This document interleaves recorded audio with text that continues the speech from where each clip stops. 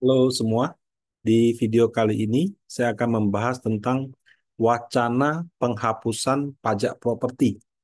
Kira-kira apa tantangannya? Menjelang pelantikan pemerintahan baru, ini saya buat sebelum tanggal 20 ya. Itu muncul wacana pajak properti mau dihapus. Sebagai developer, sebagai konsumen yang mau beli rumah, tentu ini berita bagus gitu. Cuma yang jadi pertanyaan, apakah rencana ini bisa diimplementasikan? Apa saja tantangannya? Nah, kalau dalam transaksi properti, Bapak Ibu, pajak yang timbul adalah kalau dari developer, misalnya dia beli tanah kosong, dia bangun, dia jual ke pembeli gitu ya, pembeli pertama, maka ada pajak penghasilan atau PPh final 2,5%, kemudian pajak pertambahan nilai atau PPN. Kenapa ada PPN? Karena dari tanah kosong jadi bangunan, jadi kan ada pertambahan nilai. Yang tahun ini 11%, tahun depan 12%. Kemudian ada PPNBM, PPN tapi yang barang mewah, 20%. Kemudian ada bea perolehan hak atas tanah dan bangunan, BPHTB 5%. Nah, PPNBM itu bisa beda-beda tiap kota. Kalau di Jakarta, properti itu dikatakan kena kategori mewah, artinya dari developer ke tangan pertama, itu masuk kategori mewah itu kalau rumah tapak yang luasnya lebih dari 350 meter, atau kondominium atau apartemen mewah gitu ya, yang luasnya lebih dari 150 meter. Jadi kalau apartemen Bapak Ibu kurang dari 150 meter itu belum kategori barang mewah. Di atas 150 baru mewah. Nah, untuk harga kalau tidak salah juga di atas 5 miliar baru dikategorikan mewah. Kalau daerah lain bisa beda-beda. Kenapa? Karena kalau untuk kota misalnya Batam gitu ya, 3M aja sudah mewah gitu. Nah, kalau untuk kota kecil, ya mungkin 2M di atas juga sudah mewah. Makanya PPNBM ini tergantung kotanya. Belum tentu juga aturannya ada karena bisa saja kondisi ekonomi di kota tersebut tidak memungkinkan untuk membangun apartemen mewah gitu. Rumah mewah mungkin, tapi apartemen mewah mungkin tidak. Nah, kemudian kalau misalnya Anda sudah beli rumah, kemudian Anda jual ke orang lain, berarti sudah secondary market, second hand gitu. Nah, kalau seperti ini, pajaknya ada PPh final 2,5%, BPHTB 5%. PPh itu biasanya dikenakan ke penjualnya, BPHTB itu dikenakan ke pembelinya. Kalau di sini, PPh-nya yang kena itu si propertinya, kemudian PPN-nya yang kena juga dari properti tapi dibebankan ke konsumen sih. PPNBM juga konsumen, BPHTB juga konsumen. Nah, kalau di secondary market tidak ada PPN dan PPNBM. Sekalipun Anda beli rumah, Anda renov, Anda jual lagi, kan seperti nilai tambah. Tapi sudah enggak, karena PPN itu biasanya dari tangan pertama, sepengetahuan saya ya. Nah, eh, tergantung daerah juga, bisa saja di daerah tertentu atas penjualan rumah, apakah di primary atau secondary itu ada semacam retribusi. Tapi bisa juga tidak ada sama sekali. Nah, penerima atas pajak tersebut juga berbeda. Kalau yang namanya pajak final, PPh, pajak pertambahan nilai, PPNBM, itu masuk ke pemerintah pusat. Artinya kalau kita bayar, masuk ke pemerintah pusat, dalam hal ini masuk ke APBN. Kalau BPHTB, Bea Perolehan Hak Atas Tanah dan Bangunan, jadi itu kayak balik nama gitu ya. Itu masuknya ke Pemda, masuknya ke APBD. Jadi kantongnya beda. Yang satu yang nagih pemerintah pusat, yang satu lagi yang nagih pemerintah daerah. Nah, yang jadi pertanyaan nih, waktu Prabowo bilang ada wacana penghapusan pajak properti, pajak mana yang mau dihapus? Semuanya kah atau yang tertentu saja? Nah, menurut kutipan dari CNBC, itu yang mau dihapus itu BPHTB dan PPN rumah, ya. Menurut kutipan CNBC ya. Nah, jadi kalau PPN-nya 11%, BPHTB-nya 5%, totalnya 16%. Kalau PPN-nya jadi 12% tahun depan, berarti total 17%. Nah, apabila dihapus, tentu ini berita baik untuk developer dan pembeli properti. Tapi tantangannya juga ada.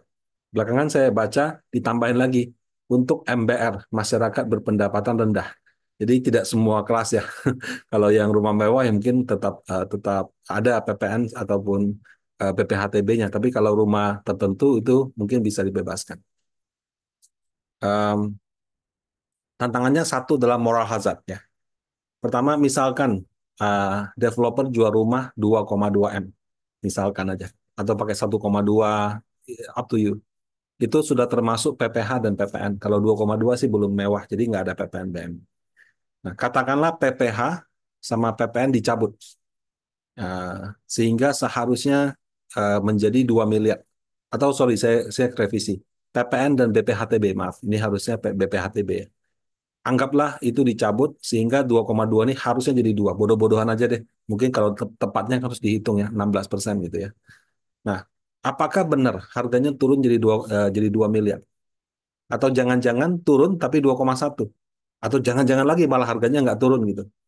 Nah, kalau misalnya harganya tidak turun, berarti manfaat bebas PPh, bebas BPHTB, sorry saya koreksi ya, bukan PPh ya. BPHTB dan PPN ini yang harusnya dinikmati oleh pembeli rumah, malah dinikmati oleh developer. Nah, hal ini memang jadi dilema klasik dalam pemberian subsidi. Karena kalau kamu kasih subsidi, kamu bebasin pajak, tepat sasaran nggak? Jangan sampai yang nikmati orang kaya. Contoh kayak bensin. Pertalite satu harga se-Indonesia. Kalau Alphard nggak takut mobilnya rusak, dia bisa isi Pertalite. Ya, motor yang 1000 cc, maksudnya motor yang 200-300 cc, bisa juga isi Pertalite. Nah, tapi kan kalau dinikmati oleh orang-orang yang tidak berhak, tidak sesuai, tidak tepat sasaran. Nah, itu perlu dipikirkan bagaimana caranya agar eh, tidak terjadi moral hazard di level developer. Jadi jangan sampai developernya main naikin harga gitu. Nah, sebenarnya pemerintah juga sudah punya pengalaman sih, karena waktu COVID lalu ada insentif untuk PPNBM. Jadi itu harganya eh, sudah dipatok sedemikian rupa sehingga dia nggak bisa naikin harga untuk dapatin pembebasan PPNBM itu seperti itu. Ya tapi tetap saja yang namanya orang di lapangan kan pasti celahnya selalu ada gitu ya.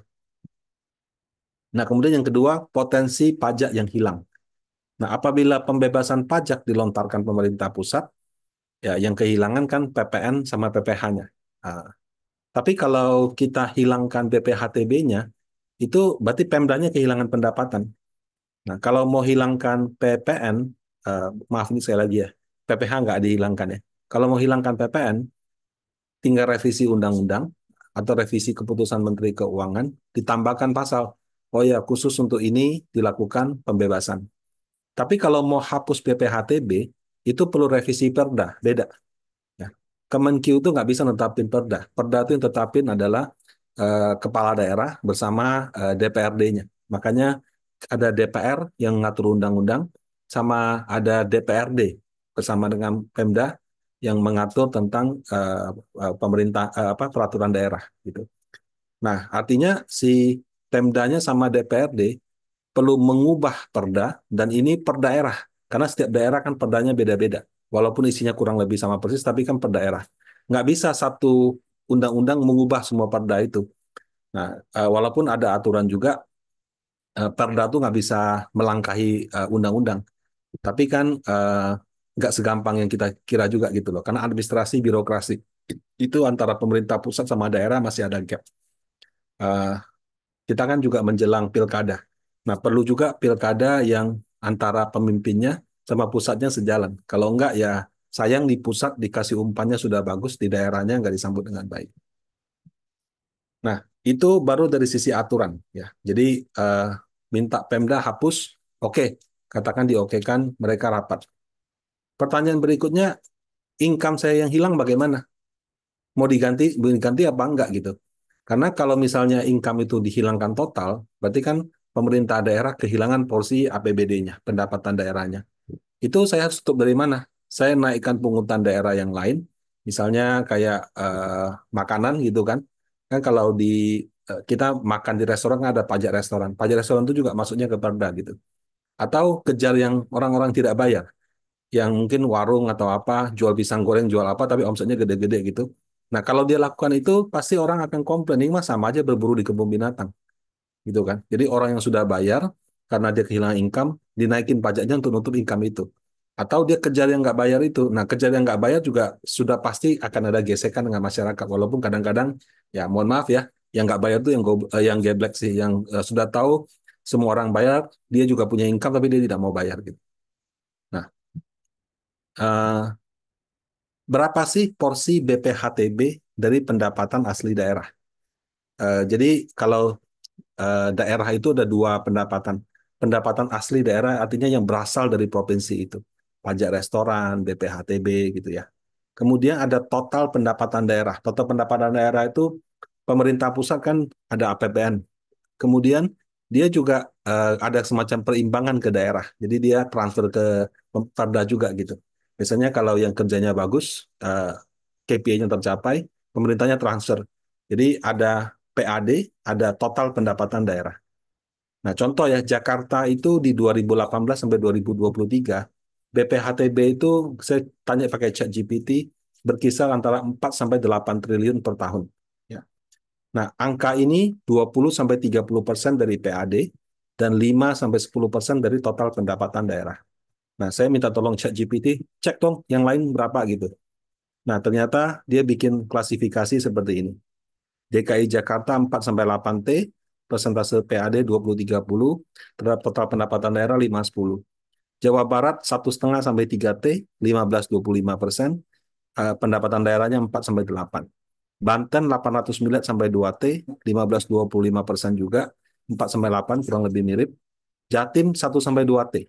Ya, jadi Jabar sama Jatim itu nggak ada setengahnya Jakarta. Ya, itu 15,25 dan 4 sampai 7%. Baru Bali, Sumatera Utara, Sumatera Selatan, Kaltim, NTT, Maluku, Papua. Kayaknya kurang lengkap ya. Kepri-nya nggak ada. Mungkin mungkin saya kepotong kali yang untuk ini. Tapi memang makin ini makin kecil.